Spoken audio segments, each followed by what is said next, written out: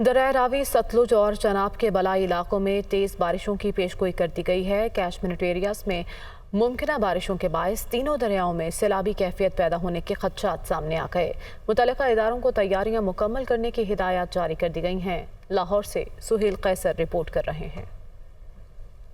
Monsoon है कि खत्म होने का नाम ही नहीं ले रहा, बल्कि अब तो ये 17 सितंबर से नई करवट लेने की सोच रहा है। अगरचे अब के भारतीय रियासतें पंजाब और हिमाचल प्रदेश इसके निशाने पर होंगी, लेकिन इन बारिशों के बिलवास्ता असरात पाकिस्तान पर भी मुरतब होने के खदशात जाहिर किए गए हैं। ये बारिशें दरिया रावी, चनाब और सतलुज के कैचमेंट एरियाज में होंगी। ये सिस्टम जो बे बंगाल में जनरेट हुआ, ये टुवर्ड्स नॉर्थ मूव करेगा और फिर अपर जो कैचमेंट एरियाज़ हैं उनमें बारिश देगा और ये इसकी इंटेंसिटी जो मॉडरेट बारिशें होगी, लेकिन कहीं कहीं जगह पे जो हैवी बारिश भी हो सकती है और इससे जो दरियाओं में जो फ्लोज हैं वो बढ़ सकते हैं। कैचमेंट एरियाज में मुतवक्को तेज बारिशों के नतीजे में तीनों दरियाओं में सैलाबी कैफियत पैदा होने के खदशात जाहिर कर दिए गए हैं। इसकी एक वजह यह भी है कि तीनों दरियाओं पर भारत के तामीर करदा बिल तरतीब बगलियार, थेन और भाखड़ा डैम्स पहले ही भर चुके हैं। उनके डैम्स जो हैं वो ज़रा फिल हैं, पहले से 80% से ऊपर चले गए हैं, जो सतलुज के ऊपर है और जो रावी के ऊपर है।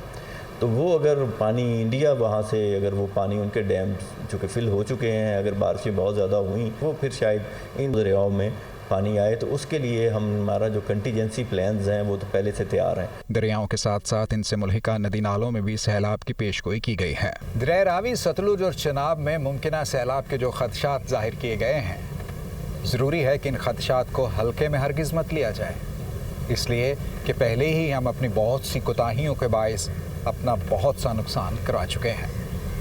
कैमरामैन फैसल रहमान के साथ सुहेल कैसर, दुनिया न्यूज़, लाहौर।